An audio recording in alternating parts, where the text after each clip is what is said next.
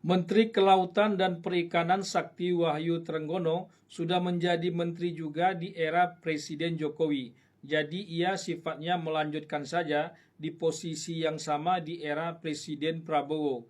Panglima TNI Agus Subianto juga hampir mirip dengan Menteri Kelautan dan Perikanan Sakti Wahyu Trenggono. Sifatnya hanya melanjutkan saja dari Presiden Jokowi ke Presiden Prabowo. Tapi Pak Menteri Sakti Wahyu Trenggono diangkat tahun 2020, sementara Pak Panglima Agus Subianto diangkat akhir tahun 2023. Jadi masih baru, sudah berlalu juga panglima-panglima sebelumnya. Yang sama sekali baru yakni Menteri Agraria dan Tata Ruang Kepala Pertanahan Nasional Nusron Wahid.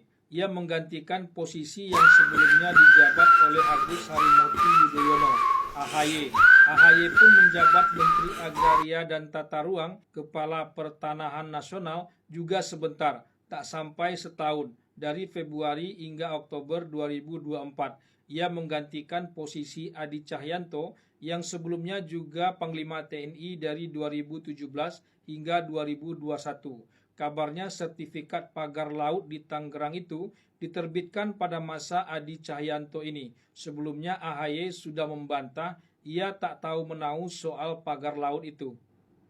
Sebetulnya tak perlu lagi mengkotak-kotakkan menteri ini produk keberlanjutan yang artinya menteri lama dan menteri itu produk yang baru, yang artinya benar-benar menteri yang baru. Semuanya harus sudah berada di bawah komando Presiden Prabowo, bahkan termasuk Wapres Gibran sekalipun.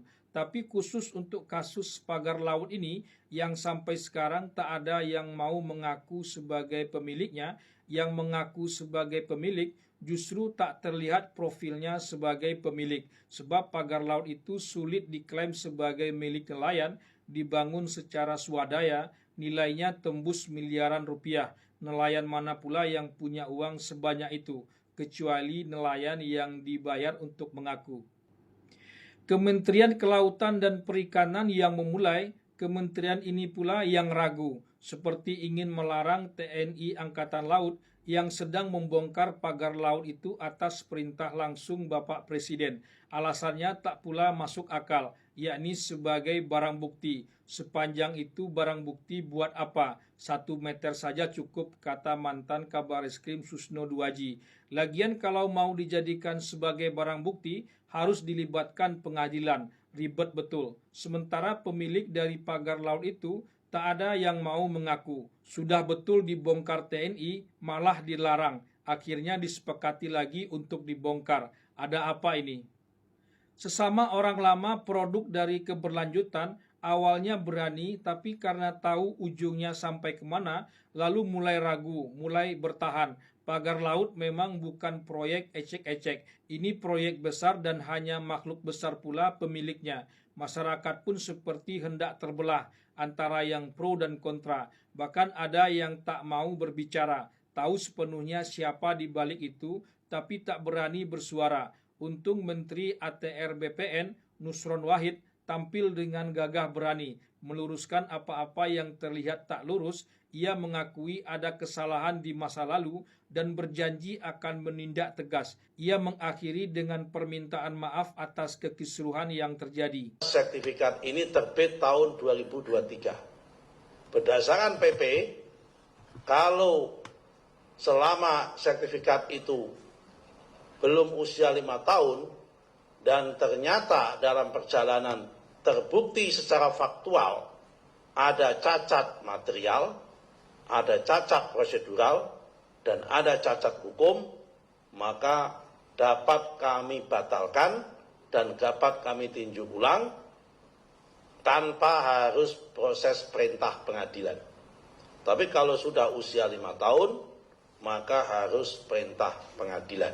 Terhadap pihak-pihak yang terlibat dan terkait dalam proses penerbitan sertifikat tersebut, manakala nanti terbukti berada di luar garis pantai, dan manakala terbukti tidak compliant, manakala terbukti tidak sesuai dengan prosedur, dan manakala terbukti tidak sesuai dengan aturan yang berlaku, kami akan tindak sesuai dengan aturan yang perundang-undangan yang ada.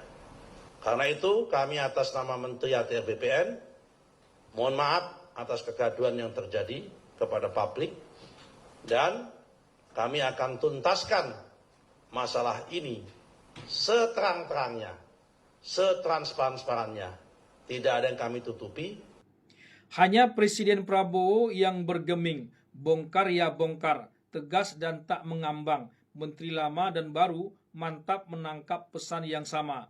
TNI Angkatan Laut membongkar pagar laut itu sudah seperti perintah hendak berperang.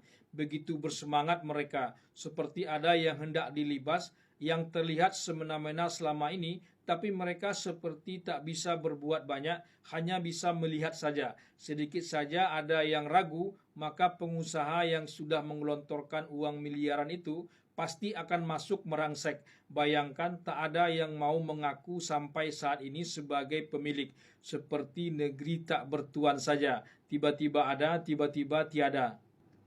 Tidak hanya tanah yang sudah dikapling-kapling, tapi juga lautan. Jangan-jangan semua gunung, lembah, hutan, pulau-pulau, dan lain sebagainya sudah pula ada pemiliknya. Ilegal sebetulnya, tapi ada dalam lembaran negara. Tak boleh dimiliki pribadi atau perusahaan, tapi nyatanya ada pemiliknya. Kalau ini terjadi pada era Presiden Jokowi atau malah sebelumnya lagi, maka ini di antara yang tak boleh dilanjutkan lagi. Presiden Prabowo tak perlu sekedar mendapatkan citra, tapi benar-benar harus bekerja sebenar-benarnya untuk bangsa dan negara. Seperti kata almarhum Rizal Ramli, baru saja Prabowo menjabat Menteri Pertahanan, sudah puluhan triliun uang negara yang diselamatkan dari para calo yang kerap bermain di institusi ini. Sebagai presiden, mestinya akan banyak lagi yang hendak diselamatkan Prabowo. Semoga saja.